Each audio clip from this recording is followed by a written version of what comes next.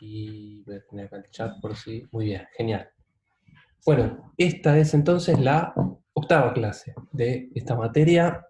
Y el tema de la clase de hoy es, o digámoslo así, que en las últimas 5 clases abordamos un tema que tiene cierta cohesión, que surgió desde lo que sabíamos de física nuclear, fue derivando hacia, de manera medianamente hilada, hacia lo que llamamos modelo de quarks, ¿sí?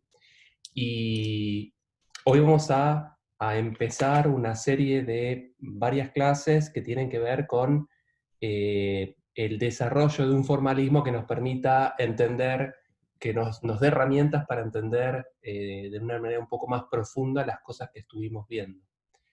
Entonces, lo primero que vamos a hablar, que es el tema de la clase de hoy, es sobre cuántica relativista, ¿sí? Entonces uno se puede preguntar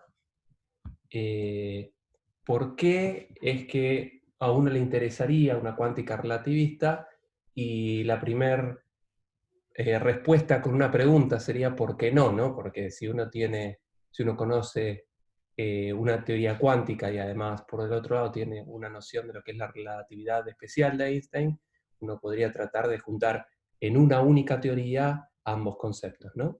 Entonces, lo primero que a uno se le ocurre es que vale la pena hacer un esfuerzo por tener una teoría unificada de la cuántica y la relatividad. Y además hay indicios, en función de lo que estuvimos viendo en las últimas clases, que abrevan en este sentido, ¿no? De que tiene sentido hacer una formulación cuántica y relativista a la vez. En particular lo que vimos es que cuando uno quiere descubrir la física a nivel fundamental, o sea, al nivel más microscópico posible, para ver las cosas, para resolver cosas a escalas muy pequeñas, uno necesita energías muy altas, ¿no? Entonces uno necesita una formulación que permita explicar fenómenos a altas velocidades o a altas energías. Algunas de las cosas que vimos tienen que ver con el hecho de que ya hace más de un siglo que se conocían las antipartículas, que se observaron de manera experimental, pero en ningún momento en la teoría hubo indicios de que tenían que existir cosas como estas, ¿no? Ya habíamos visto hace bastante tiempo que en la década del 30 se descubrió el positrón, ¿no? Una partícula idéntica al electrón, pero con sus números cuánticos invertidos. Por otro lado, ya desde hace bastantes décadas que la energía que uno puede, con la que uno puede acelerar partículas, hace que estas partículas se vuelvan relativistas. A modo de ejemplo, el LHC, que es el acelerador más potente que creamos hasta el momento, acelera protones a velocidades del 99,999% de la velocidad de la luz. Entonces, claramente son partículas ultrarrelativistas, y para describirlas uno necesita la relatividad especial, pero también una formulación cuántica. Y por otro lado habíamos visto que dado que los quarks tienen masas muy pequeñas, ¿no? La masa del U y del D son aproximadamente del orden del megaelectronvolt, siendo que la masa del protón es del orden de un gigaelectronvolt. Entonces, los impulsos, la energía total del protón es mayormente energía cinética de sus constituyentes, ¿no? Un protón son 2 quark y un D, y la masa total de esos 3 quarks es del orden de las decenas del MeV, mientras que el protón tiene una masa de más o menos 980 MeV. Entonces, la mayor parte, el 99% de la masa del protón, no viene de sus constituyentes, sino que viene de cómo esos constituyentes se relacionan entre sí. Quiere decir que los quarks interactúan con mucha energía entre ellos, y el resultado de esa interacción es lo que nosotros concebimos como masa del protón. Entonces, hay varios argumentos, o sea, es una necesidad la de hacer una formulación cuántica relativista. O sea, más allá del hecho de que uno pueda hacer una teoría de este estilo, en realidad nosotros la necesitamos, ¿no? Uno uno tiene la necesidad de hacer una formulación que permita explicar procesos que son cuánticos, pero a energías altas. Los primeros intentos de hacer una formulación de este estilo se dieron de manera inmediata a la formulación de la mecánica cuántica de Schrödinger. En la década del 20 ya se conocía la relatividad especial, y al toque que surgió la formulación en términos de la ecuación de Schrödinger, la gente se abocó a tratar de unificar estos conceptos.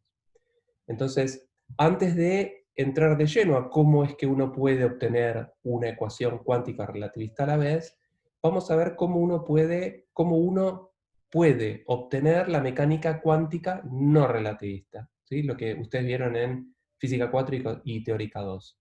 De una manera relativamente sencilla, ¿no? O sea, una manera sencilla es aceptar los postulados de la cuántica, de que todo observable físico tiene asociado, toda magnitud física medible puede ser representada por un operador con ciertas características, que es un ente matemático que sí, aplica sobre una función que llamamos función de onda, que es una función que toma un valor específico para una posición y un tiempo determinados, y uno podría, entonces, en el caso particular del operador energía, ustedes ya saben que es proporcional a la derivada temporal, y que el operador momento lineal es proporcional al gradiente, ¿sí? Entonces estos son los operadores físicos que representan a los observables E y P. Y uno podría entonces tratar de aplicar estos operadores a la relación a lo que se llama relación de dispersión clásica. ¿Qué significa relación de dispersión clásica? Es cómo se relacionan estos dos observables, energía y momento. O sea, clásicamente, ustedes ya vieron que la energía es p cuadrado sobre 2m, entonces la idea es, ¿qué pasa si esta ecuación clásica yo le aplico los operadores cuánticos que representan esos observables? Entonces reemplazo a E por la derivada temporal y a P por el gradiente, ¿no? Entonces uno llega a una ecuación de este estilo, ¿sí? E es P cuadrado sobre 2m, pero ahora reemplazo a estos observables por sus operadores, entonces E es la derivada temporal y P cuadrado es nabla cuadrado. Y esta no es ni más ni menos que la ecuación de Schrödinger, en ausencia de un potencial, ¿no? Si hubiera un potencial, uno le agrega más el potencial por la función de onda, ¿sí? Entonces, una manera sencilla, entre comillas, de llegar a una ecuación cuántica es aplicar esto que llamamos regla de correspondencia, que cada observable físico está representado por un operador, y aplicárselo a la relación clásica que uno conoce, E igual P cuadrado sobre 2M. Y digo sencillo porque hay algunas suposiciones profundas, ¿no? El hecho de que todo observable físico es representado por un operador hermítico con ciertas características, y que la información de qué es lo que va a pasar en un sistema está contenida en una función que uno llama función de onda, que no es un observable en sí mismo, sino que el cuadrado de esta función de onda es lo que tiene información que uno eventualmente pueda medir, ¿sí? Muy bien. Una cosa interesante de la ecuación de Schrödinger es que satisface una ecuación que se llama ecuación de continuidad, ¿sí? Y uno puede tratar de entonces tratar de interpretar qué información condensa esta psi, esta función de onda. Entonces, ¿cómo nos podemos dar cuenta de que la ecuación de Schrödinger satisface esta ecuación de continuidad? Y lo que les voy a mostrar en este slide es una manera a lo bestia, a fuerza bruta, de darse cuenta que esa ecuación de continuidad se satisface. ¿Cómo hacíamos en el estilo de Física 4 para obtener una ecuación de continuidad? Lo que hacíamos era agarrar la ecuación de Schrödinger, multiplicarla a izquierda por psi conjugado, ¿sí? Es lo que está en la primera ecuación, y por otro lado, conjugar la ecuación de Schrödinger y multiplicar la izquierda por la psi, ¿sí? Eso es algo que uno puede hacer sin ningún problema. Después puedo restar miembro a miembro estas dos ecuaciones, y me va a quedar entonces un término que es proporcional a la derivada temporal de psi, del módulo de psi, y me van a quedar términos que tienen que ver con el operador nabla, ¿sí? Va a quedar un término psi conjugado nabla psi y psi nabla cuadrado psi conjugado. Y los términos que tienen que ver con las derivadas espaciales, por una identidad de estos operadores Nabla, uno los puede escribir como la divergencia de algo. ¿Sí? Entonces, si uno llama al objeto que está tomándole la derivada temporal, que es este psi conjugado por psi, si lo llamo ρ, y recuerden que estas psies, estas funciones de onda, eran funciones que tenían que ser de cuadrado integrable. Si son de cuadrado integrable, o sea, la integral en todo el espacio tiene que ser un número finito, entonces uno puede normalizar estas funciones de onda psi, y si están normalizadas, entonces psi conjugado por psi, que es esta ρ, va a ser un número acotado entre 0 y 1. ¿Sí? Al conjugar te queda un menos, te olvidas de poner. Ah, sí, bueno, falta un menos acá, es verdad. En la segunda ecuación. Acá. Muy bien. Entonces, por otro lado, a todo lo que esté dentro de esta divergencia lo voy a llamar J, y J entonces va a tener esta expresión. ¿Sí? Entonces, si reemplazo con estas definiciones de ρ y J en esta ecuación, llegamos a una ecuación que tiene esta pinta. La derivada temporal de esta ρ más la divergencia de J es igual a 0. Y esto se lo llama, a esta ecuación, se le llama ecuación de continuidad. ¿Sí? Uno podría tratar de integrar en todo el espacio, o integrar en un volumen fijo esta ecuación. Esta expresión diferencial no puede pasar a una expresión íntegro diferencial, ¿no? Se integra en todo el espacio. Esto significa que la derivada temporal de la integral en un determinado volumen, si me fijo en una región del espacio e integro ahí la ρ, esto tiene que ser igual a menos la integral en volumen de la divergencia, y por el teorema de la divergencia, eso es lo mismo que el flujo en la superficie que engloba ese volumen de esta J. ¿Está bien? Muy bien. Entonces, como la ρ es entonces un objeto definido positivo, porque es psi conjugado por psi, y psi es una función compleja, ρ está definido positivo y está acotado, entonces uno puede interpretar a esta ρ como una densidad de probabilidad, ¿sí? Que define la probabilidad de que un sistema dado esté en este estado psi. Esa sería una interpretación de esta ρ. Y esta ecuación de continuidad lo que me está diciendo es que esta probabilidad se conserva, ¿no? Significa que si en un determinado intervalo de tiempo y en un volumen, en una región del espacio, yo pierdo probabilidad, esa probabilidad que yo pierdo en el tiempo es porque hubo un flujo a través de esa superficie de esa probabilidad. Lo que me está diciendo es que la probabilidad es incompresible, que se conserva, ¿no? Si uno pierde probabilidad en una región del espacio es porque esa probabilidad fue a algún otro lado. La probabilidad en total se conserva. ¿Sí? Entonces esta ecuación de continuidad, si uno lo piensa un poquito, habla de una magnitud conservada en cierto sentido, y además esta ρ, o sea, la psi, da cuenta de la probabilidad de que un sistema esté en un determinado estado. ¿Sí? Estas son, y a esta conclusión llegamos a fuerza bruta, ¿no? De darse cuenta que si uno multiplica por psi conjugado, y conjuga y multiplica por psi, y resta, llega a esta ecuación. Alguien nos inspiró para hacer eso, pero es un resultado interesante. ¿Sí? Entonces, hasta acá simplemente lo que les acabo de mostrar en estos dos últimos slides es cómo uno puede, de una manera relativamente sencilla, obtener una ecuación de la cuántica no relativista. Y digo que es cuántica no relativista porque si bien es cuántica, en ningún momento pedimos nada de relatividad especial, y la expresión de la cual partimos era una expresión clásica, ¿sí? E igual p cuadrado sobre 2m. Ahora, entonces, veamos, claro, lo que acabo de decir es que la ecuación de Schrödinger es explícitamente no relativista por dos motivos. Primero, porque partimos de una relación de dispersión, o sea, una relación entre la energía y el impulso lineal que es clásica. Y por otro lado, es no covariante. Y por no covariante me refiero que la derivada espacial y la derivada temporal no están al mismo nivel. ¿Sí? En relatividad especial ustedes vieron que algo es covariante cuando cuando ocurre lo opueso, ¿no? Cuando las derivadas espaciales y temporales están al mismo nivel, que no es el caso porque E es P cuadrado sobre 2M, no P sobre 2M.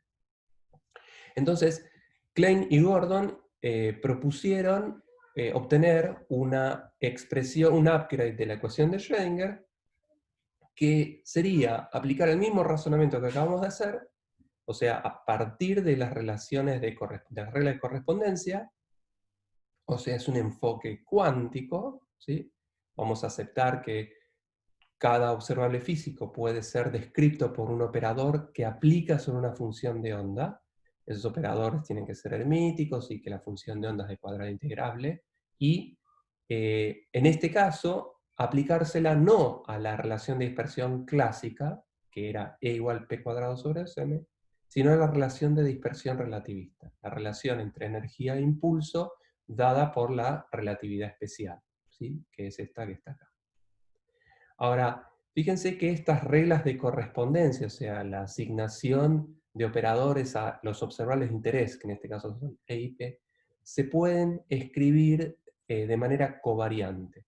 ¿A qué me refiero con eso? Uno podría escribir un cuadrivector, que voy a llamar P mu, ¿no? Con ciertos, voy a llamar índice relativista mu, donde ese cuadrivector tiene como componente cero a la energía, o a la energía sobre C, para que tengan las mismas unidades, como componente 0, y las componentes 1, 2 y 3 van a ser las componentes del vector de momento lineal, ¿sí?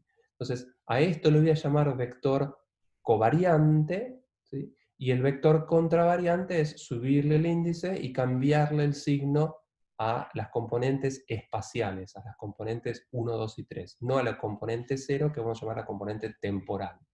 Y esto lleva implícito la métrica de Minkowski, que es característica de la teoría de la relatividad especial, ¿sí? Entonces uno puede llevar estos operadores de energía e impulso a una versión covariante en términos de cuadrivectores, donde la componente cero es la energía y las componentes espaciales son el momento. Entonces yo puedo definir este P mu como proporcional a la derivada mu, donde la derivada, cuando el índice mu es 0, la derivada 0 es la derivada temporal, que corresponde a la energía, y cuando mu vale 1, 2 o 3, o sea, las coordenadas espaciales, la derivada es la derivada espacial. Entonces ese es el gradiente, la derivada respecto de x de y de z, ¿sí? Entonces, no puede definir P mu de esta manera. Muy bien, entonces, hacemos exactamente lo mismo que hicimos para Schrödinger, el mismo mecanismo, pero lo aplicamos sobre una relación de dispersión que sí tenga en cuenta a la relatividad especial, ¿sí? Entonces sería una formulación cuántico y relativista a la vez, ¿sí?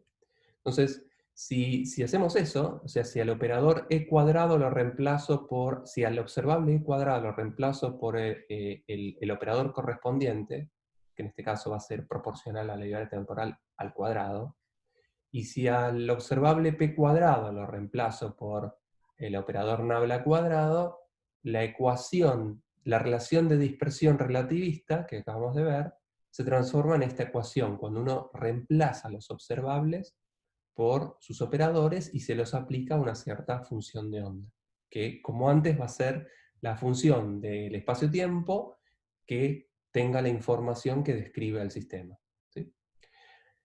Por una cuestión de simplicidad, uno puede ir a un sistema de unidades en el que h barra y c valgan 1, de modo tal de que estas constantes c y h barra que uno va a arrastrar constantemente no lo tenga que hacer, ¿no? En ese sistema de unidades. Entonces, uno puede redefinir la métrica de modo tal de que h y c valgan 1 y la ecuación esta se simplifique.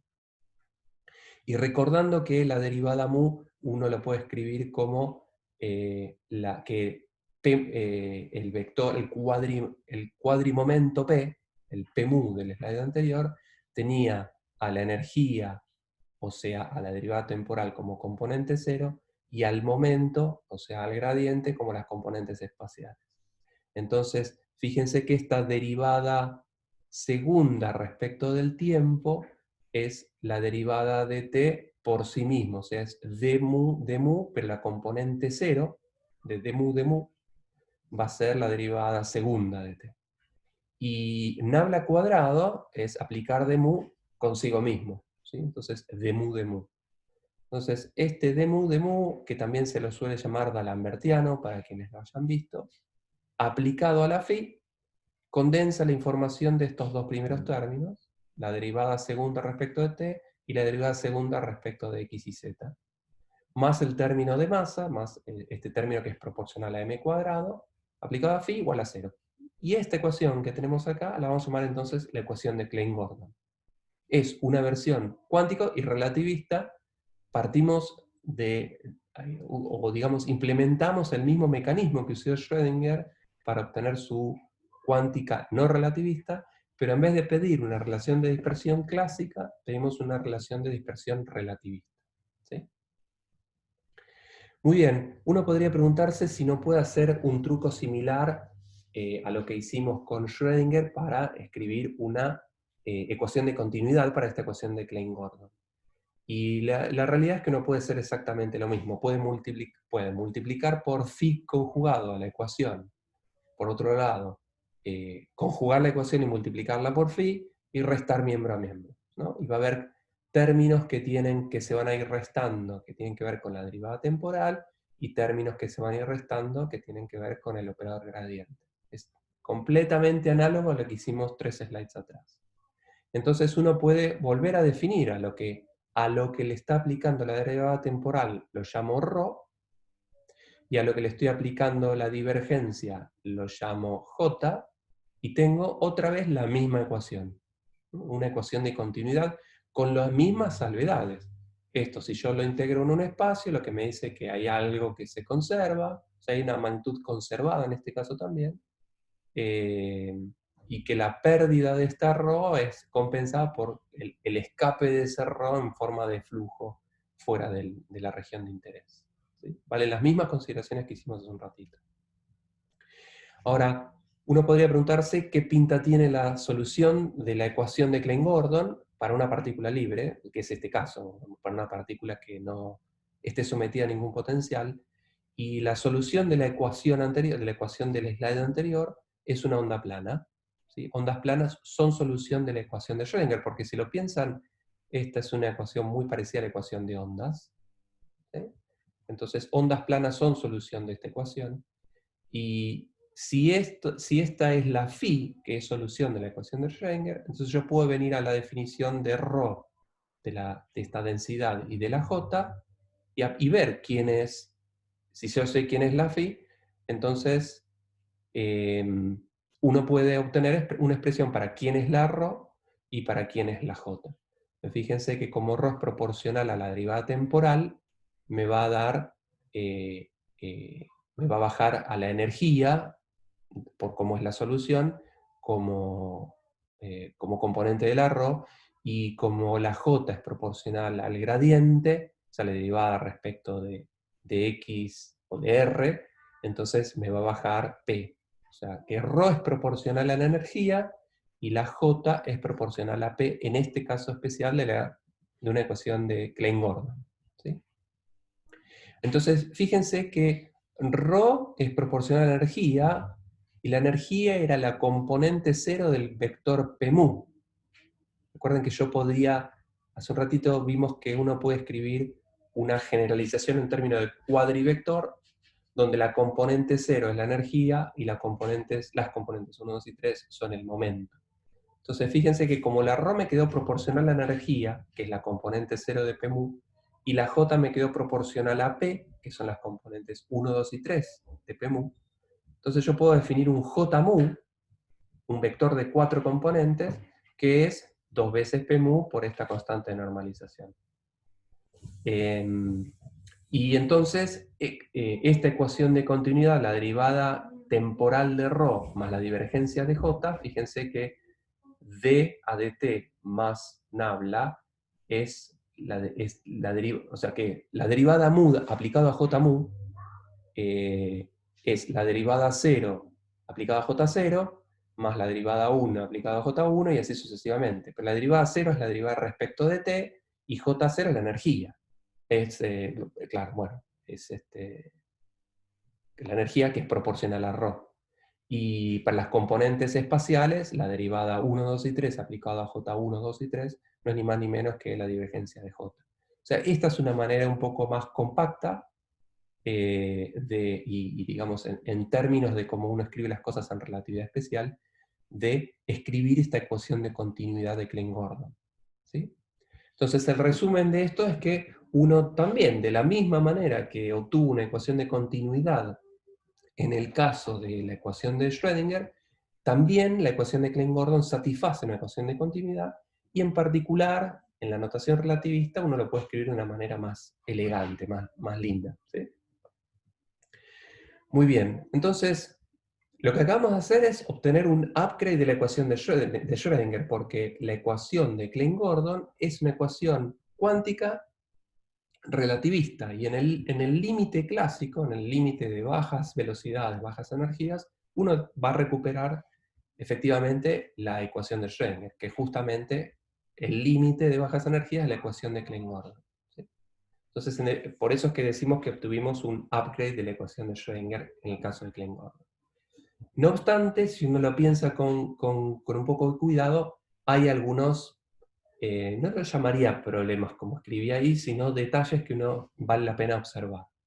Uno es que la relación de dispersión relativista, E cuadrado igual P cuadrado más M cuadrado, es cuadrática en la energía, ¿sí?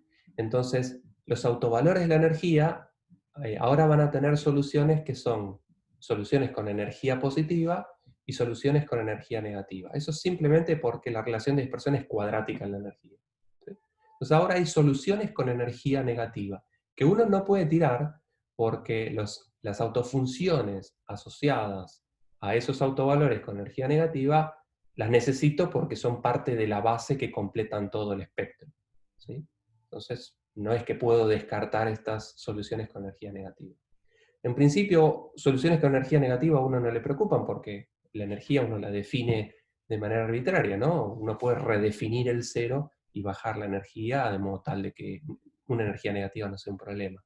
El tema es que la energía puede ser tan negativa como uno quiera, y si eso es así, desaparece la noción de estado estable, de estado fundamental, ¿no? Si tengo un espectro de energías que puede ser positivo y negativo, y el fundamental es el mínimo nivel de energía, y la energía puede ser tan negativa como yo quiera, entonces es como que se pierde la noción de estado fundamental acá, ¿no? Y eso es algo sobre lo cual tendríamos que meditar un poco más.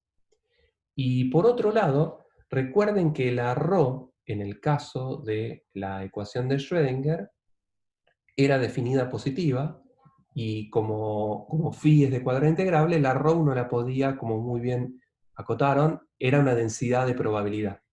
¿Sí? Mientras que en este caso, como la ρ es proporcional a la energía, eso es lo que acabamos de ver en el slide anterior, en Klein-Gordon, la componente cero de este J mu, este ρ, es proporcional a la energía. Y como la energía puede ser negativa, la ρ puede ser negativa. Con lo cual ya esta entidad ρ no es una magnitud definida positiva y por ende no es una densidad de probabilidad. Y la ρ, en el caso de la ecuación de Schrödinger, nos daba mucha información porque la asociamos con una densidad de probabilidad. Entonces, conociendo esa ρ, yo podía decir cuál es la probabilidad de que el sistema haga tal o cual cosa. Mientras que en este caso de Klein-Gordon, ahora ρ ya no la puedo asociar con una densidad de probabilidad porque no está definida, matemáticamente no está definida positiva, y por ende no es una densidad de probabilidad, y perdí esa noción de densidad de probabilidad que tenía en Schrödinger. Y esto es algo que también tendríamos que meditar un poco más al respecto, o interpretar. Entonces, claramente habría que reinterpretar, o sea, el origen de estas sutilezas o cosas que merecen cierta atención emergen del hecho de que las soluciones de Klein-Gordon contemplan soluciones con energía negativa, y eso es algo que uno tiene que reinterpretar. Aparentemente Schrödinger llegó a la ecuación de Klein-Gordon, pero nunca lo publicó porque no pudo resolver estos problemas. No sabía. Se dicen muchas cosas. Si lo leíste en Clarín, seguro que no es verdad. Pero bueno. Entonces, una posible, hagamos un muy breve paréntesis antes de seguir, para no dejar esto del todo colgado, y vamos a ver, les voy a mencionar muy por encima, porque esto lo vamos a discutir más adelante con más profundidad, pero vamos a hablar sobre una reinterpretación que dieron Pauli y Weisskopf varios años después de la ecuación de Klein-Gordon, ¿sí? Entonces, en el caso de Klein-Gordon, la J mu, o sea, este cuadrivector, esta cuadricorriente que satisface la ecuación de continuidad, que tenía esta pinta, ¿sí? Ellos lo que hicieron fue rescalearla, o sea, agarraron y la multiplicaron por la carga eléctrica. O sea, redefinieron esta corriente multiplicándolo por la carga. Y esto no es ningún problema en la ecuación de continuidad porque si la derivada mu de J mu es 0, la derivada mu de J mu por un escalar también es 0. Entonces, uno no pierde ningún tipo de generalidad y la física no cambia. Lo que están haciendo es multiplicar por un factor de escala, ¿sí? Pero ese factor de escala, que si es la carga eléctrica, ¿no? Por ejemplo, la carga de un electrón, esta E que puse acá, puede ser positiva o negativa, porque porque en la naturaleza existen dos tipos de cargas eléctricas, positivas y negativas. Entonces, escrito de esta manera, la componente 0, recuerden que era proporcional a la energía, pero ahora va a ser proporcional a la energía por la carga, y lo mismo con la J. O sea, lo único que hicieron fue decir, esto en vez de ser una corriente de probabilidad, quizás sea una corriente de carga eléctrica. La probabilidad tiene que estar definida positiva, pero la carga eléctrica puede ser una corriente positiva o negativa, dependiendo del signo de la carga en cuestión, ¿sí? Entonces, demos una vuelta de tuerca más. Pensemos en un electrón, ¿sí? Con una cierta energía E, cuya carga es menos E, la carga de electrón, y que tiene un impulso P. ¿Cómo se escribiría entonces la J mu de un electrón con estas características? Sería, la componente 0 es proporcional a la energía, las componentes espaciales proporcionales a P. Bien. Y hay un factor de escala, que es este, menos 2E. Perfecto. Entonces, este cuadrivector representa la cuadricorriente, en términos de la ecuación de Klein-Gordon, para un electrón, o sea, para una partícula. El electrón es un ejemplo de una partícula. Ahora, ¿qué pasa si pensamos en un positrón? Positrón es una partícula que tiene la carga opuesta del electrón, ¿sí? Entonces, en vez de tener carga menos E, el positrón tiene carga más E. Pero pensemos un positrón con energía negativa, con energía positiva, o sea, una antipartícula con energía positiva viajando en el sentido opuesto, o sea, intercambiando P por menos P, ¿sí? Si hacen eso, los signos que quedan son exactamente estos, ¿sí? Y entonces, creo que hay un signo, este signo no debería ser menos porque la carga del positrón la invertí, entonces este signo es un más, ¿sí? Entonces estas dos corrientes serían exactamente lo mismo, ¿sí? Es decir, que un positrón con energía positiva viajando en una cierta dirección tiene la misma cuadricorriente que un electrón con energía negativa yendo en la dirección opuesta, ¿sí? Desde el punto de vista matemático, la cuadricorriente escrita para un positrón con energía positiva es lo mismo que la cuadricorriente para un electrón con energía negativa.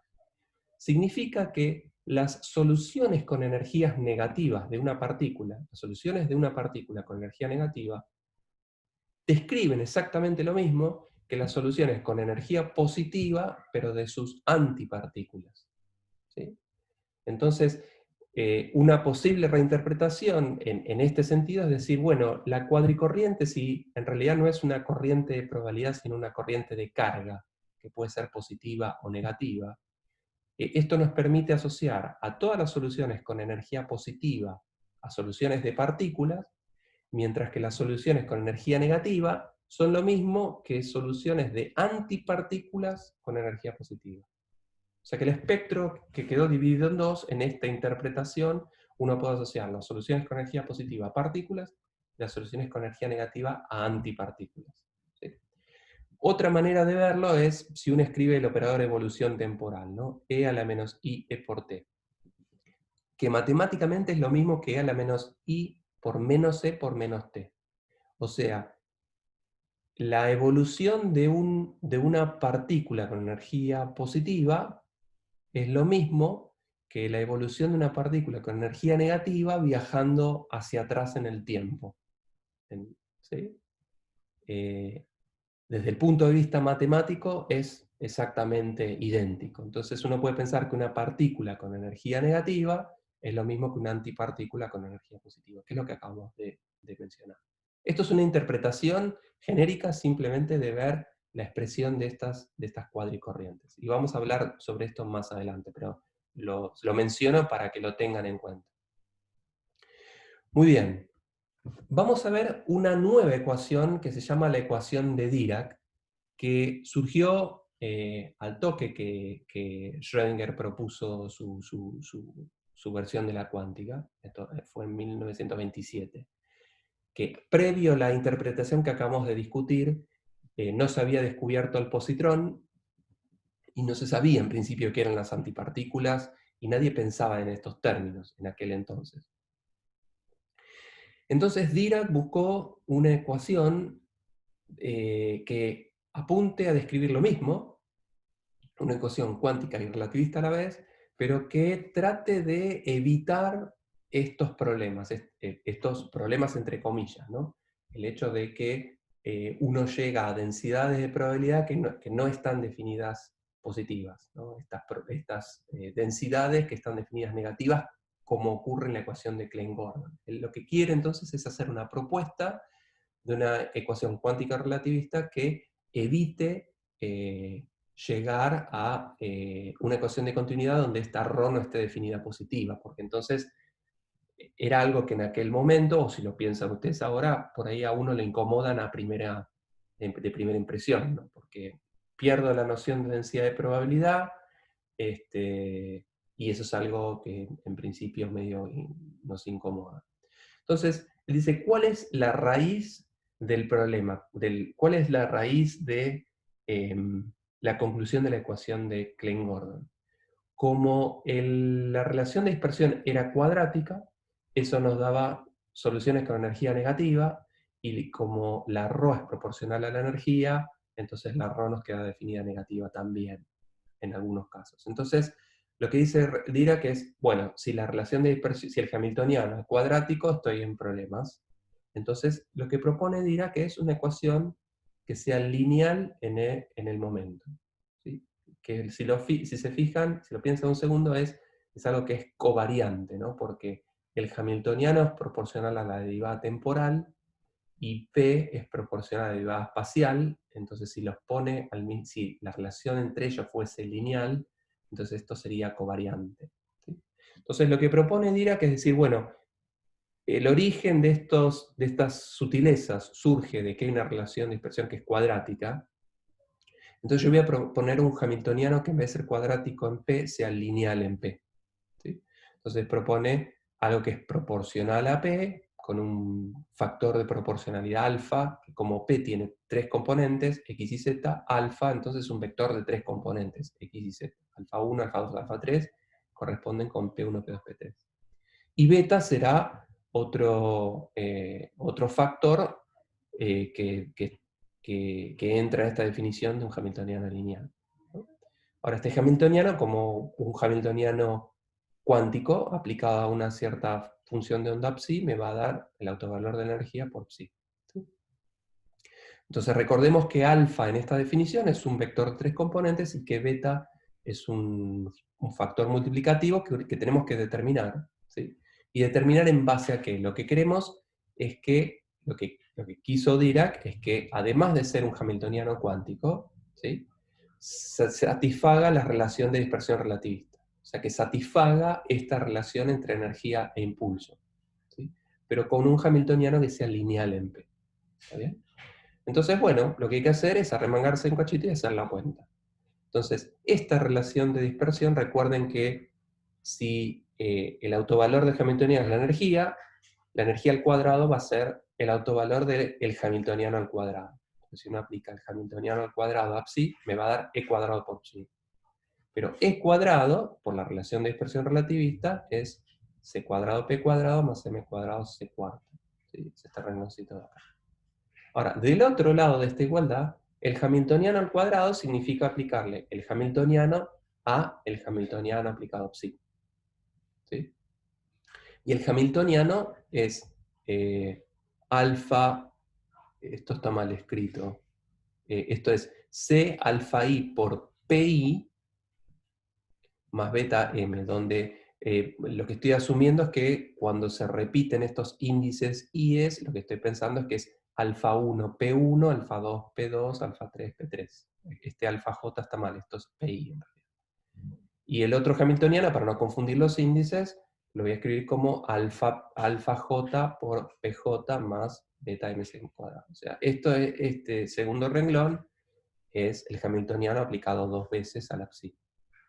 Entonces fíjense que va a haber términos que son proporcionales a p sub i al cuadrado, ¿no? Cuando el índice i y este índice i sean el mismo, eso va a ser alfa i cuadrado por pi cuadrado, que es este primer término de acá.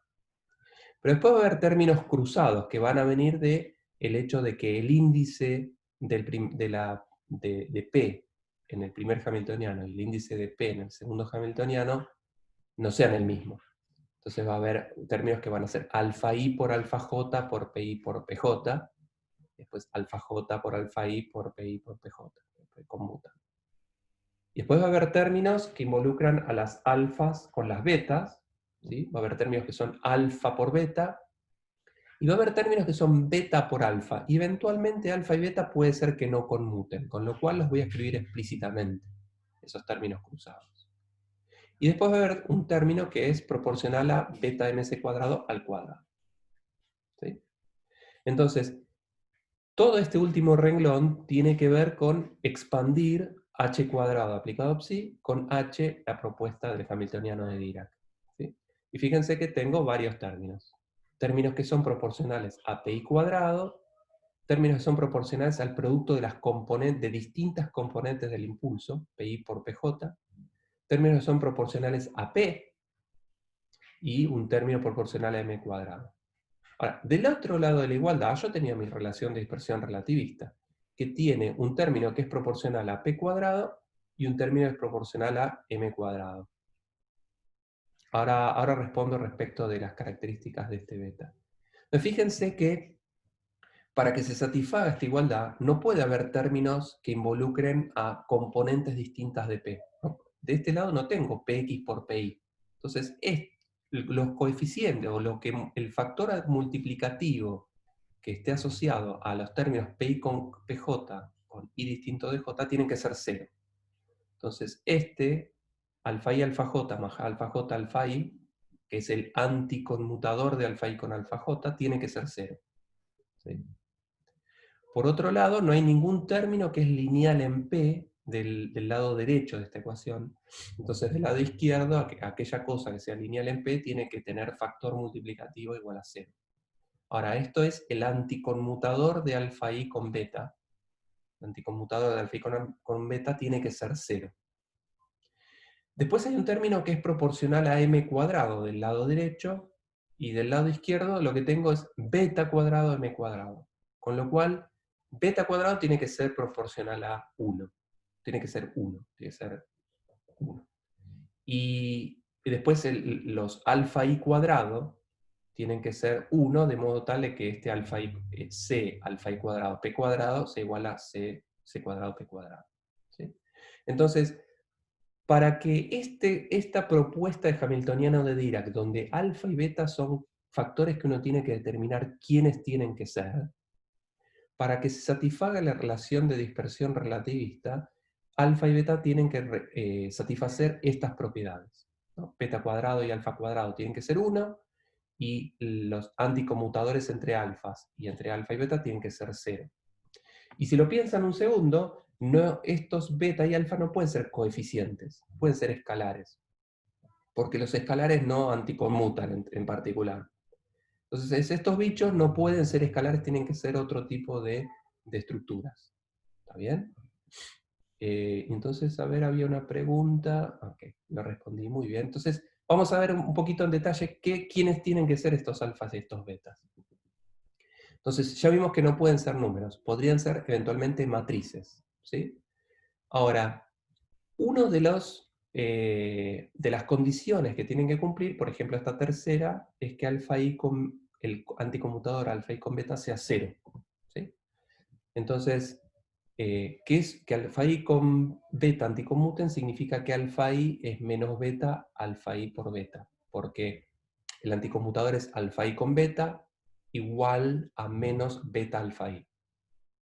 Y puedo multiplicar por beta a derecha, y entonces me va a quedar alfa i beta cuadrado igual a menos beta alfa i beta. Y como beta cuadrado era 1, por la primera identidad, entonces llegamos a esta relación. ¿Sí? O sea, la primera y la tercera condición, la primera y la tercera condiciones que vimos en la slide anterior, uno las puede resumir en esta alfa i igual menos beta alfa i. Ahora uno podría tomar la traza a ambos lados de esta igualdad, ¿no? Si estas cosas son iguales y si estas alfas y betas fuesen matrices, uno podría tomar la traza, ¿no? Entonces la traza de alfa i es menos la traza de beta alfa y beta. Ahora en la traza de A por B por C, uno puede permutar cíclicamente las matrices y la traza es invariante. La traza de A por B es lo mismo que la traza de B por A, independientemente de las características de A y B. Entonces, dentro de la traza yo puedo llevar este beta al final, ¿sí? Pero beta por beta es 1, porque beta cuadrado era 1 según el slide anterior, con lo cual la traza de alfa i es menos la traza de alfa i, con lo cual la traza de alfa i tiene que ser 0. El mismo argumento vale para, uno lo puede hacer para beta. O sea que si alfa y beta fuesen matrices, tendrían que ser matrices de traza nula. ¿Sí? Esa es una conclusión. La otra es que como beta cuadrado es igual a 1 y alfa i cuadrado es igual a 1, y si estas fuesen matrices, sus autovalores tendrían que valer más o menos 1, de modo tal que al cuadrado esto nos dé 1. Entonces, tienen que ser matrices cuyos elementos de la diagonal puedan valer más o menos 1, pero que tengan que tener traza 0. Y entonces esto lo que nos indica es que si la traza es la suma de los elementos de la diagonal, los elementos de la diagonal pueden ser unos o ceros, unos o menos unos, entonces tienen que ser matrices de dimensión par. ¿Sí? Entonces, si son matrices, tienen que ser matrices de traza nula y de dimensión par. Entonces uno puede preguntarse, ¿cuáles son las matrices de traza nula de dimensión par que nosotros conozcamos? Entonces, vayamos a la dimensión más baja. La dimensión más baja es dimensión de matrices de dimensión 1, que son escalares, y ya vimos que los escalares no satisfacen esas condiciones. Entonces, vamos a la dimensión que sigue, es dimensión 2. Matrices de 2 por 2 de traza nula. Recuerden que las matrices de Pauli eran matrices de traza nula, que eran una base de matrices de 2 por 2, ¿sí? Pero no satisfacen estos requisitos, no tienen estos autovalores. ¿Sí? Entonces, la dimensión que sigue sería 4, matrices pares de traza nula con autovalores más o menos 1. ¿Sí? Entonces, efectivamente, uno puede describir matrices de 4 por 4, ¿sí? Que satisfagan todos los requisitos que habíamos visto que tienen que satisfacer los beta y los alfa. O sea, estos beta y alfa de la ecuación de Dirac, del hamiltoniano de Dirac, se pueden representar como matrices de 4 por 4 que satisfacen estas propiedades que tiene que satisfacer el hamiltoniano de Dirac para que describa la relación de dispersión relativista. Entonces, ¿cómo son las matrices de Dirac? Las matrices de Dirac son matrices donde la beta es una matriz de 4 por 4 que tiene ceros fuera de la diagonal y tiene 1 en las componentes 0 y 1 y menos 1 en las componentes 2 y 3 de las diagonal. Es una matriz diagonal que tiene 1, 1, menos 1, menos 1. ¿Sí? Y las alfas son matrices de 4 por 4, pero que tienen un bloque de 2 por 2 de 0 en la diagonal, y después fuera de la diagonal tiene matrices de 2 por 2 que son las matrices de Pauli. La sigma 1, la sigma 2 y la sigma 3, que me ayudan a definir la alfa 1, la alfa 2 y la alfa 3. tarea para el hogar, ustedes pueden verificar que estas matrices, ¿sí?, satisfacen los requisitos a los que habíamos llegado 2 slides atrás, que tenían que cumplir alfa y beta para satisfacer las condiciones que había impuesto el hamiltoniano de Dirac, ¿sí? Entonces, como conclusión, para satisfacer la relación de dispersión relativista, el hamiltoniano de Dirac, que es este bicho que está aquí, escrito acá arriba, está escrito en términos de matrices alfa y beta, que son matrices de 4×4. O sea que el hamiltoniano de Dirac ahora es una matriz de 4×4, ¿sí? Y entonces la psi a la que yo le aplico esa matriz de 4×4 tiene que ser un objeto de 4×1. ¿Sí? Muy bien. Entonces, uno puede escribir la ecuación de Dirac. La ecuación de Dirac es, este es el hamiltoniano de Dirac. Lo que está a la derecha de esta igualdad es el hamiltoniano de Dirac aplicado a psi, ¿sí?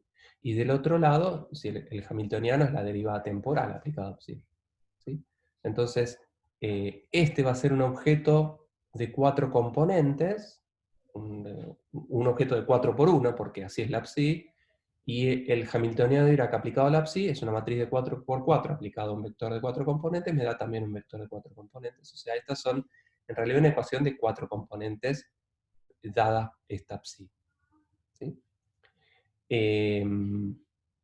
Muy bien. Lo que podríamos hacer es multiplicar a ambos lados por beta. Entonces, en el lado izquierdo de esta ecuación me aparecería un beta, y en el lado derecho aparecería un beta alfa, entonces. Y este beta sería si multiplico por beta sería un beta cuadrado, pero beta cuadrado vimos que es la identidad, ¿sí? Entonces, si multiplico por beta toda la ecuación, me va a quedar beta IH, la derivada temporal, menos IH beta alfa por el gradiente, más este término mc cuadrado por la psi, sin el beta, ¿sí? Y entonces yo voy a definir gamma mu como una especie de vector de matrices de 4×4, ¿no? Porque beta y alfa son matrices de 4×4, donde la componente 0 de este cuadrivector gamma mu va a ser la matriz beta, y las componentes 1, 2 y 3 de este cuadrivector va a ser beta por alfa 1, beta por alfa 2 y beta por alfa 3. Entonces, gamma mu va a ser un cuadrivector de matrices de 4×4. ¿Sí? Donde para mu igual a 0 tengo una matriz, que es la beta, para mu igual a 1 voy a tener una matriz que es beta por alfa 1, y así sucesivamente, ¿sí? Entonces fíjense que beta va a ser gamma 0, y beta me quedaba en el primer término. Y beta por alfa, que es lo que me quedaba en el segundo término, va a ser gamma 1, gamma 2 más gamma 3.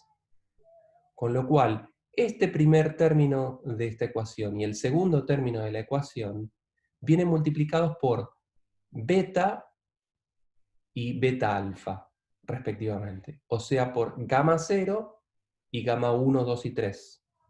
O sea que estos dos términos, en realidad, los puedo escribir como las componentes 0, 1, 2 y 3 de estas gamma mu. O sea, estos dos términos tienen asociados unos gamma mu.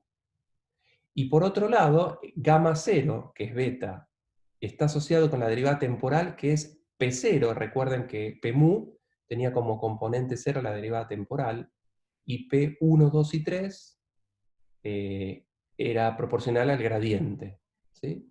Entonces, estos dos primeros términos los puedo escribir como gamma mu por P mu, ¿sí? O sea, si ustedes expanden gamma mu por P mu con gamma mu definido de esta manera y P mu como lo habíamos definido hace un ratito, si ustedes expanden gamma mu por P mu, a lo que van a llegar es a los dos primeros términos de esta ecuación, ¿sí? Paso el término de masa restando al otro lado, y entonces llega una expresión un poco más compacta para esta ecuación de Dirac, ¿sí? O sea, esta ecuación, que es el hamiltoniano de Dirac aplicado a la psi, se puede escribir como I gamma mu por P mu menos M aplicado a psi igual a 0, donde esta psi es un vector de 4 componentes, Y estas gamma mu son matrices de 4×4, donde la componente 0, cuando mu vale 0, esa matriz es beta, y cuando mu vale 1, 2 o 3, esa matriz es beta por alfa 1, beta por alfa 2, beta por alfa 3. Y P mu es nuestro vector cuadrimomento que definimos hace un rato. A ver, alguna pregunta. Perdón, cuando decís multiplicando beta a ambos lados, ¿te referís a izquierda o derecha? A izquierda. Sí, a izquierda, porque eventualmente no conmutan. Recordad que beta alfa no es lo mismo que alfa por beta. Y gamma nu es diagonal. Habría que hacer la cuenta, ¿no? No, no es diagonal. Hay que hacer la cuenta, ¿no? Van a ver expresiones de las gamma mues explícitamente en la práctica, así que no se preocupen que ya se van a amigar con las expresiones de estas matrices en la práctica. ¿Sí?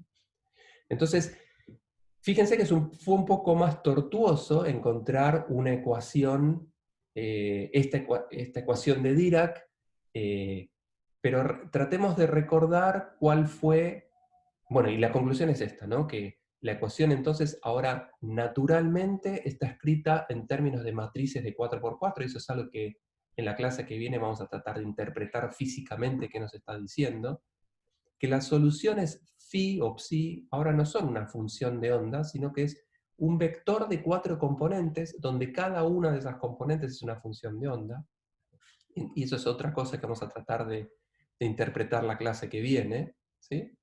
Pero bueno, uno encuentra una expresión que satisface las condiciones, los requisitos que propuso Dirac. De la misma manera que hicimos con Schrödinger y con Klein-Gordon, uno puede tratar de ver si la ecuación de Dirac satisface una ecuación de continuidad. Y vamos a hacer exactamente lo mismo que veníamos haciendo. Vamos a agarrar la ecuación de Dirac y la vamos a multiplicar por psi conjugado a izquierda, pero ahora como la psi es un vector de 4 componentes, en vez de conjugar voy a tener que conjugar y transponer. Por eso es que estoy escribiendo psi daga. Entonces multiplico por psi daga a izquierda a la ecuación de Schrödinger y conjugo, o digamos, dagueo la ecuación de Dirac y la multiplico por psi a izquierda. Resto miembro a miembro, ¿sí? Los términos de masa se cancelan directamente y me quedan un término que tiene que ver con la derivada temporal y un término que tiene que ver con la divergencia, de la misma manera que antes, con la divergencia de otro objeto. Fíjense que llegamos a algo muy parecido a la ecuación de continuidad, ¿no? La derivada temporal de algo es igual a, o es proporcional al gradiente de otra cosa, ¿sí? Eso es lo mismo que decir que la derivada temporal de algo más la divergencia de otra cosa es igual a 0, y esa es una ecuación de continuidad. O sea, tenemos una ecuación de continuidad. ¿Sí? En este caso, igual, para tratar de embellecer o de simplificar las expresiones finales a las que vamos a llegar, voy a definir psi techo, lo voy a definir, esto es una definición arbitraria, como psi daga por gamma 0. Recuerden que la gamma 0 es beta. La componente 0 de esta matriz es gamma, es la matriz beta. ¿Sí? Lo estoy definiendo, psi daga por gamma 0 lo voy a llamar psi techo. ¿Sí? Entonces fíjense que con esta definición de psi techo, uno puede construir una especie de cuadricorriente que satisface una ecuación de continuidad. Nuestra cuadricorriente es psi techo gamma mu por psi. Porque fíjense que cuando mu vale 0, esto es psi techo, es psi daga gamma 0, multiplicado por el gamma 0 de acá, esto sería gamma 0 cuadrado, pero gamma 0 cuadrado es beta cuadrado, porque gamma 0 era beta, y beta cuadrado valía 1. Con lo cual, cuando mu vale 0, esta expresión de la J mu es psi daga por psi, que es la componente 0, es la que está asociada con la derivada temporal. ¿Sí? Entonces, la derivada mu aplicado a esta J mu, cuando miro la componente mu igual a 0, eso es lo mismo que decir la derivada temporal aplicado a psi daga por psi.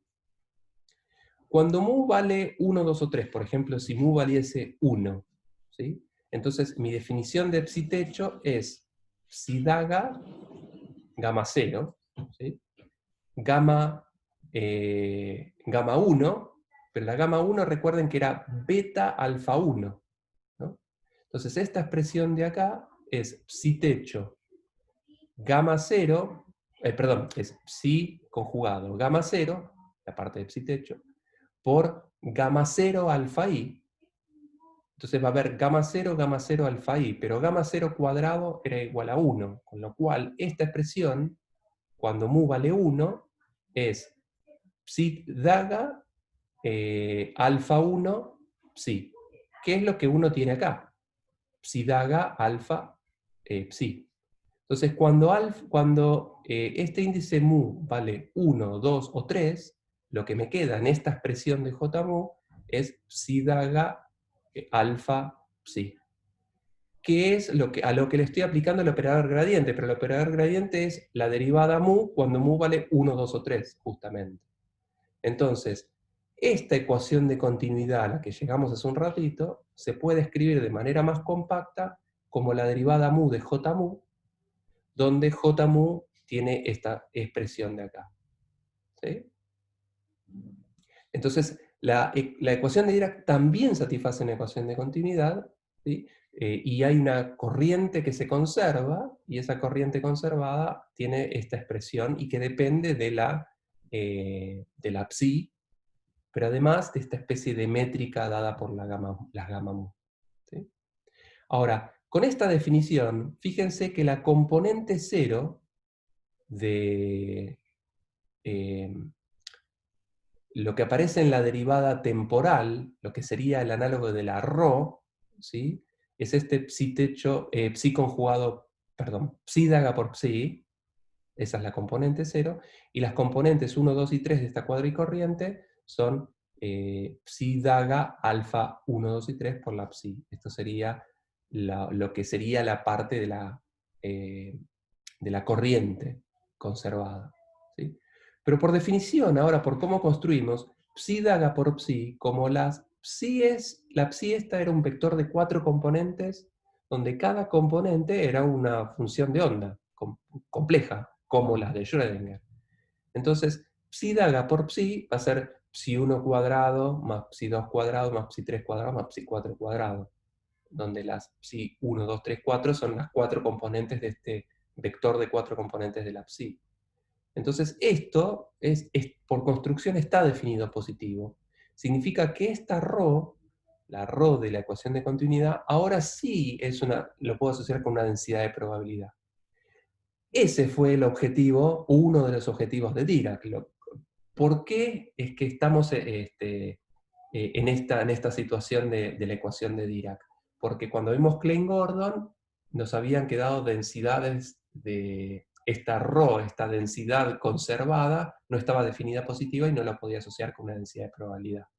Y el origen tenía que ver con que la ecuación era cuadrática en P. Entonces lo que hicimos, lo que hizo Dirac, es decir, no me gusta, entonces voy a proponer un Hamiltoniano lineal en P, y si hago eso, voy a obviar el problema que tenía antes, y entonces ahora la ρ me debería quedar definida positiva. O sea, esa fue una de las motivaciones. Y ahora esta ρ efectivamente nos quedó definida positiva.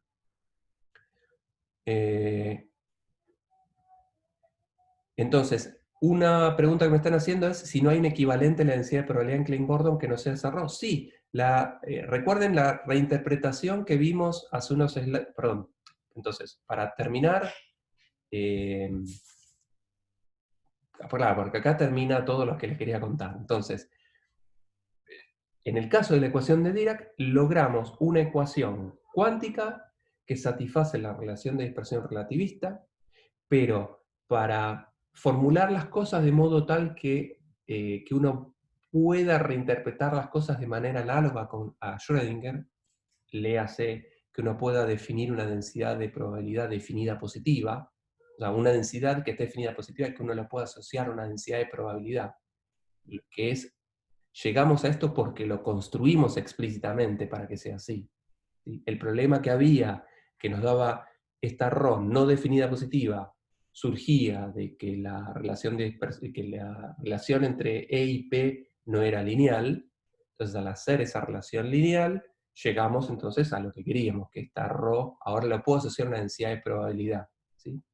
El costo que tuvimos que pagar es que es como medio antiintuitivo a lo que llegamos. El hamiltoniano de Dirac, que satisface una relación cuántica relativista y que tiene una densidad de probabilidad, algo que puedo asociar con una densidad de probabilidad, nos dio un hamiltoniano que está escrito en términos de matrices de 4×4, cuyas soluciones son vectores de 4 componentes, ¿sí? Y entonces, las preguntas que uno se haría es, ¿por qué eso es así? ¿Y qué significa cada una de esas componentes? ¿De qué nos dan cuenta?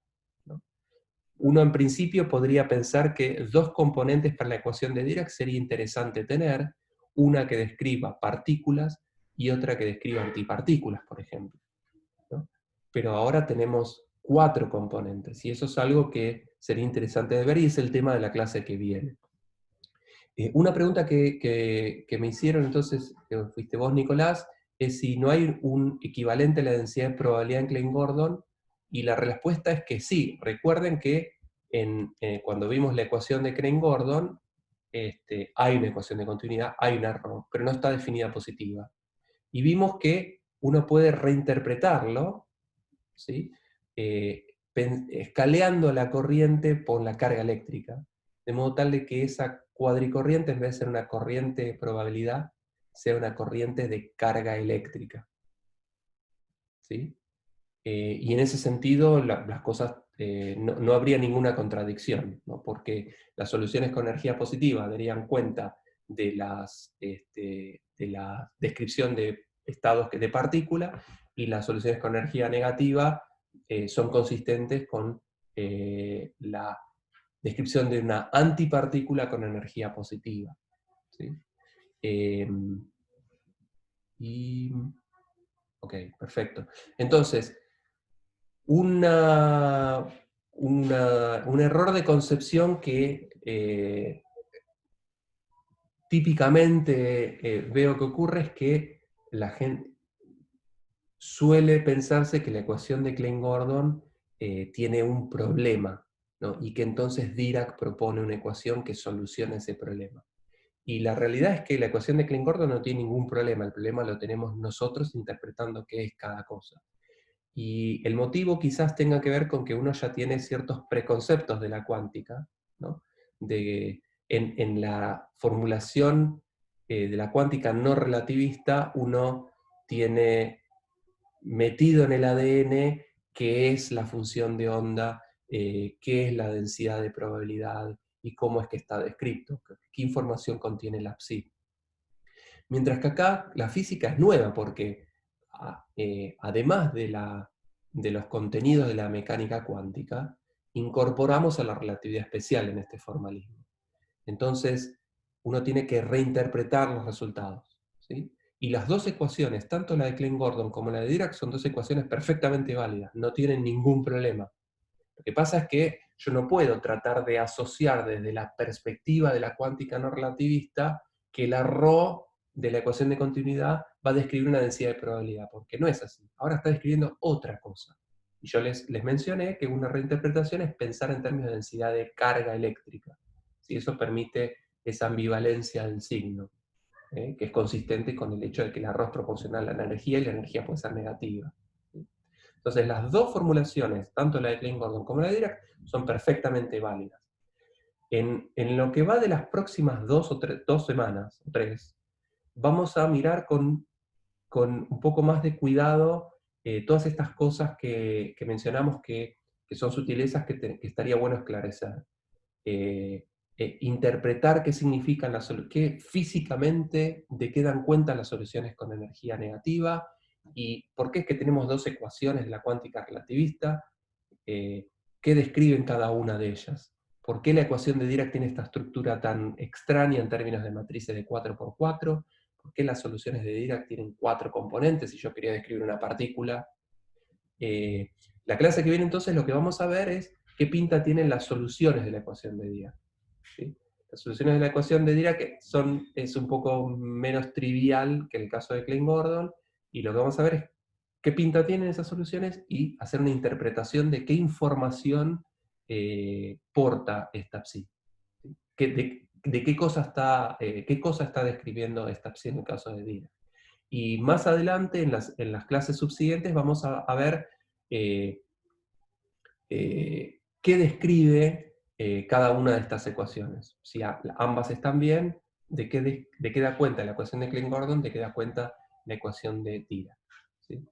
Para ir adelantándome y no dejarlos tan en la nebulosa, dentro de varias clases vamos a ver que la ecuación de Klein-Gordon es una ecuación cuántica relativista que describe muy bien a bosones, o sea, partículas con spin entero, mientras que la ecuación de Dirac es una ecuación cuántico-relativista que describe la física de fermiones. ¿Sí? Por eso es que están estas dos ecuaciones. Una describe bosones y otra describe fermiones. ¿Sí? Y por eso está bien que tengamos ambas, porque bosones y fermiones son objetos distintos. ¿Sí? Pero eso lo vamos a ir viendo con el correr del tiempo. Entonces, el objetivo de esta clase es, a lo que ustedes deberían apuntar a comprender al final de esta clase, es cómo es que la manera en la que uno puede obtener la ecuación de Schrödinger, o sea, la cuántica no relativista, el mismo mecanismo uno lo puede utilizar para obtener una ecuación cuántico y relativista a la vez. A lo bestia, el primer impulso que uno tiene es hacer lo mismo. Nos lleva a la ecuación de Klein-Gordon. Cuando uno mira a qué llegó, se empieza a replantear ciertas cosas y dice, no me gustan las soluciones con energía negativa, y ese es un problema nuestro, ¿no? Pero siguiendo la corriente, si uno tratase de evitar tener una ρ que no esté definida positiva, el origen de eso es que la ecuación era cuadrática, entonces si uno hace un hamiltoniano lineal, que es la propuesta de Dirac, entonces ahora la ρ me queda definida positiva y estoy contento con lo que en principio uno quería, el mundo de la mecánica cuántica no relativista. Pero tengo un hamiltoniano que vale la pena entender, que tiene una estructura en términos de matrices de 4×4 y sus soluciones son cosas que tenemos que entender. ¿Sí? Bien, eso es lo que tenía para contarles en la clase de hoy.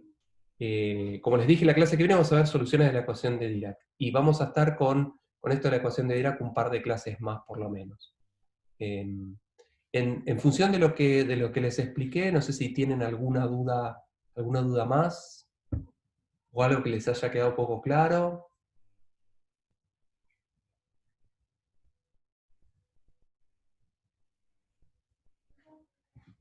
Silencio.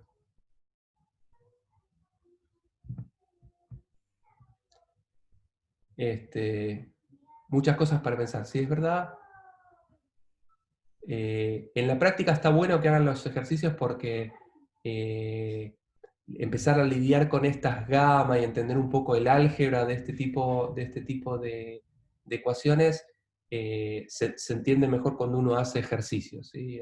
Resolver el álgebra ayuda a entender las ideas físicas que hay detrás. Bueno, entonces, por mi parte doy terminada la clase de hoy y si a alguno les queda alguna duda, pueden utilizar el foro como empezaron a utilizar algunos, o podemos charlarlo en persona la clase del martes que viene. Una pregunta. No me queda muy claro de dónde salía la invariancia de Lorentz en cuántica. La invariancia de Lorentz en cuántica. O sea, ¿cómo es el electromagnetismo en cuántica? ¿EM es electromagnetismo? Sí. Lo vamos a ver explícitamente. Vamos a ver una reformulación del electromagnetismo. Si sale de ahí siquiera. Vamos a ver una formulación del electromagnetismo en un formalismo aún más poderoso. Eso lo vamos a ver más adelante. Pero, a ver, la invariancia de Lorentz. Sí, eso lo vamos a ver más adelante en detalle. No es una respuesta que te pueda dar en unos minutos. Le vamos a dedicar una clase entera a la formulación del electromagnetismo en este formalismo relativista, a través de un lagrangiano, y vamos a ver en mucho detalle qué significa que, que, eh, que la formulación cuántica del electromagnetismo sea invariante ante transformaciones de Lorentz. Vamos a usar en particular que sea invariante de Lorentz para construir, vamos a obtener el electromagnetismo, lo mismo que viene en teórica 1, pero lo vamos a derivar de primeros principios. A diferencia de, si lo piensan un instante, cuando ustedes vieron física 3 y teórica 1, la formulación del electromagnetismo es, a mi modo de ver, una formulación empírica, porque las ecuaciones de Maxwell surgen de ecuaciones aisladas de Gauss y de Biot-Savart y demás, que son observaciones empíricas.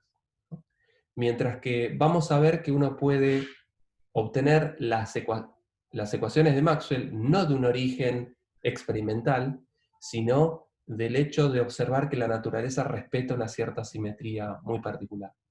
Entonces, no te estoy respondiendo, pero te estoy mencionando que vamos a ver con mucho más detalle, dentro de varias clases, cómo formular el electromagnetismo a nivel cuántico y relativista. Perfecto. Y otra pregunta, dijiste que el cuadrivector psi se puede pensar como dos objetos, partícula-antipartícula. ¿Por qué no puede ser una sola para cada una y se forma un conjunto de ecuaciones para tantos objetos como tenga? Bueno, lo que digo es que cuando escribimos la ecuación de Schrödinger, pusimos la psi como una función de onda que es el ente matemático que tiene toda la información sobre mi sistema, donde mi sistema estoy pensando en lo más simple posible, una partícula fundamental, una. Cuando vimos la ecuación de Klein-Gordon, a la psi yo la llamé phi, pero da cuenta de la misma cosa. Es la función que tiene información de lo que le pasa a mi partícula. Cuando vamos a la ecuación de Dirac, ahora la psi o la phi se transforma en un objeto de 4 componentes, que no explícitamente no estoy llamando cuadrivector, y le vamos a dar un nombre particular, llamémoslo a partir de ahora espinor. ¿Sí? Ese objeto de 4 componentes, que es la solución de la ecuación de Dirac, lo voy a llamar espinor, un objeto de 4 componentes, por ponerle un nombre. Y uno podría preguntarse, ¿por qué surgen 4 componentes? Si yo partí de una ecuación que describiría describir una partícula. Entonces, lo que yo dije es que quizás, si hubiésemos llegado a que las soluciones hamiltonianas de Dirac tuviesen 2 componentes, no me parecería tan extraño, porque podría asimilar que una componente describe una partícula, y la otra componente describe a la antipartícula de esa. ¿Sí? Pero que tenga 4 componentes es un tanto extraño, ¿no? Y te voy adelantando cosas que vamos a ver en las próximas clases, pero yo mencioné que la ecuación de Dirac describe fermiones de spin medio, y para describir fermiones de spin medio necesito 2 componentes. O sea, para describir una partícula necesito 2 componentes. Para descubrir una partícula, que son las soluciones de energía positiva, y para describir una antipartícula, que son las soluciones de energía negativa, entonces voy a necesitar 2 componentes para una partícula, porque tienen spin medio, y 2 componentes para la antipartícula. Y por eso a ese objeto de 4 componentes lo voy a llamar espinor. ¿Sí? Entonces medio que estoy spoileando la clase que viene, pero va por ahí la cosa. ¿Sí? Entonces, otra vez vuelvo a patear tu pregunta para la clase que viene. Justamente vamos a interpretar qué información tienen las soluciones de la ecuación de Dirac. Ese es el tema de la clase que viene. Muy bien. Viernes por la tarde, yo ya estoy exhausto, entonces le paso la posta a mis colegas Matías. Bueno. Y... muy bien. Matías, Son sos el 6 host. y... No sé si quieren hacer un intervalo. Sí, son 6:23. ¿Se me escucha? Sí. Sí, sí, se escucha. Ah, Sí, quieren bueno, hacer un son intervalo, pero 6:23. no sé, ¿alguno de los dos Matías me escuchan? Yo, Yo los escucho los dos. Yo te escucho, Gustavo, no sé Bueno. vos. Me imagino que ustedes escuchan, por ahí están no sé, tomando mate y están por venir, porque en efecto terminamos antes.